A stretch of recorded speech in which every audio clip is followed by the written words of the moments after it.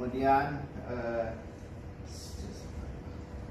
hasil dari evaluasi Rakorbub Banten mengusulkan ada 3, karena kemarin yang lalu kami sudah sampaikan yang diusulkan pada Rakorbub tahun 2020 yang lalu itu ada 3 dan 3-tiganya sudah diterima dan kemudian sudah dialokasikan di APBN, kecuali untuk pelebaran dan pembangunan jalan nasional ruas jalan yang masih pada tahap persiapan karena untuk memenuhi readiness criteria.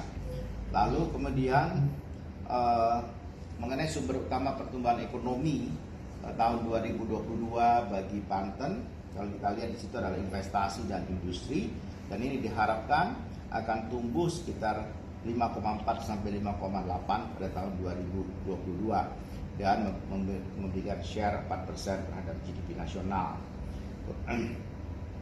Memang ada isu strategis di provinsi, nanti bisa diungkapkan oleh Pak Wakil Gubernur.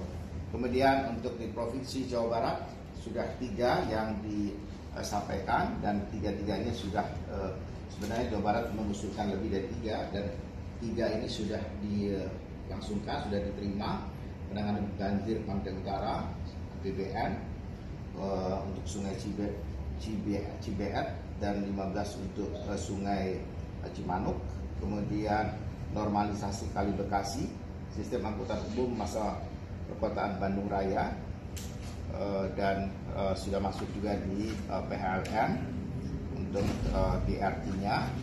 Kemudian sumber utama pertumbuhan ekonomi tahun 2022 untuk Jawa Barat adalah investasi dan sektor konstruksi, pembangunan proyek strategis tol Jakarta Cikampek dan kereta api cepat Indonesia Jakarta Bandung. Kemudian peningkatan produksi pada industri tekstil dan produk tekstil, dan ini mudah-mudahan bisa menyasar pertumbuhan ekonomi 5,2 sampai 5,7 pada tahun 2022 dan share-nya memang 13,1% terhadap GDP. Jadi pertumbuhan ekonomi di Jawa Barat itu penting sekali karena share-nya yang lumayan besar terhadap GDP nasional. Selanjutnya adalah hasil evaluasi proyek di Jakarta yang diusulkan tempo hari adalah tahun 2020, naturalisasi aliran sungai, pembangunan tanggul pantai dan pengendali rop, MRT Jakarta Lintas Utara Selatan,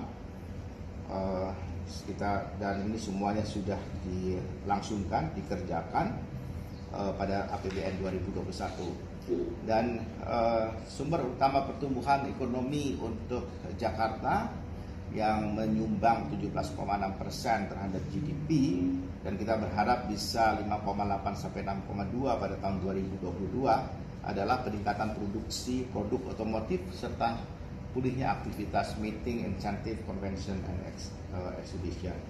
Untuk Jawa Timur, dari banyak yang diusulkan, 3 sudah dimasukkan di dalam APBN 2021 dan sudah dilangsungkan. Penanganan banjir di Jawa Timur, Bengan Solo Hilir dan seterusnya dengan pembiayaan 309 miliar dari APBN, revitalisasi sarana prasarana pelatihan vokasi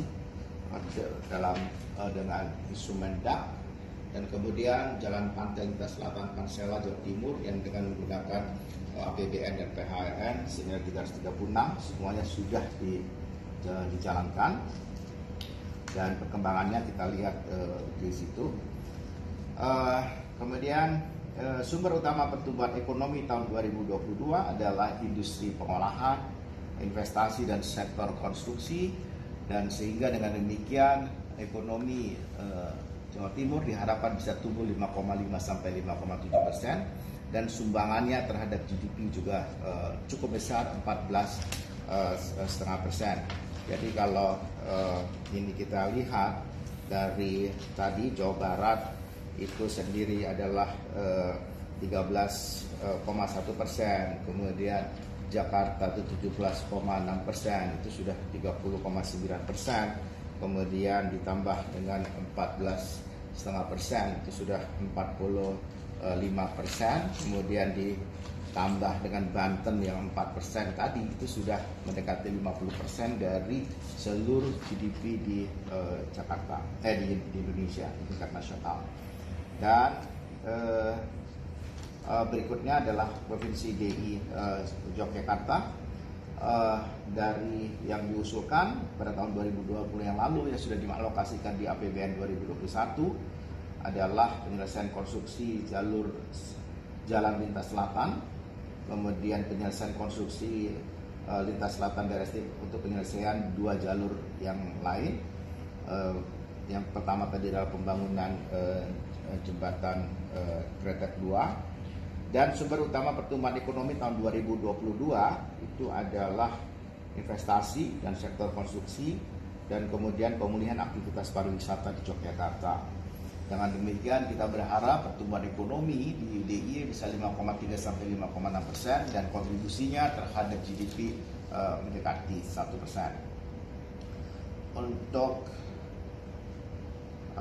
saya kira itu yang bisa saya sampaikan. Nanti saya sampai terakhir adalah Provinsi Bali.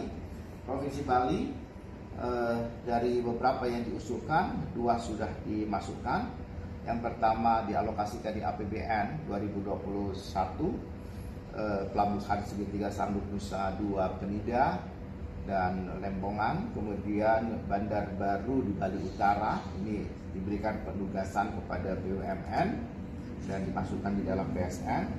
Sumber utama dari pertumbuhan ekonomi di Bali adalah untuk investasi dan pemulihan aktivitas pariwisata, dan kita harapkan bisa tumbuh kembali 5,5 sampai 6,3 dan share-nya 1,4 di terhadap GDP nasional. Nah, apa yang telah kita langsungkan yang kita mulai dengan forum Rakorku pada tahun 2020 dengan beberapa usulan yang sudah dimasukkan ini sangat bermanfaat bagi APBN, bagi RKP, sehingga terjadi penajaman dan kesesuaian dengan sumber pendanaan. Kemudian pada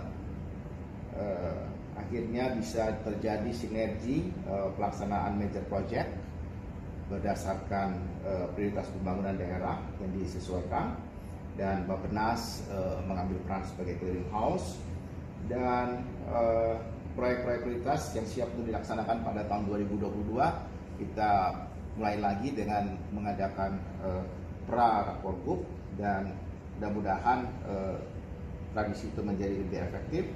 Kemudian pada tahun 2021 ini, terus sekali lagi kami berharap para gubernur bisa mengusulkan 3 major project atau proyek prioritas nasional atau usulan proyek baru, pengembangan pusat-pusat pertumbuhan yang menjadi prioritas tahun 2022 yang mendukung prioritas nasional, dan tentunya itu usulan itu disampaikan setelah mengidentifikasi sumber-sumber pendanaan lainnya di luar APBN.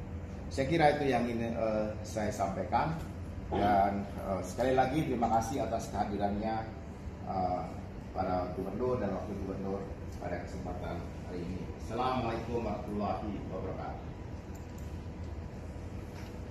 Terima kasih pada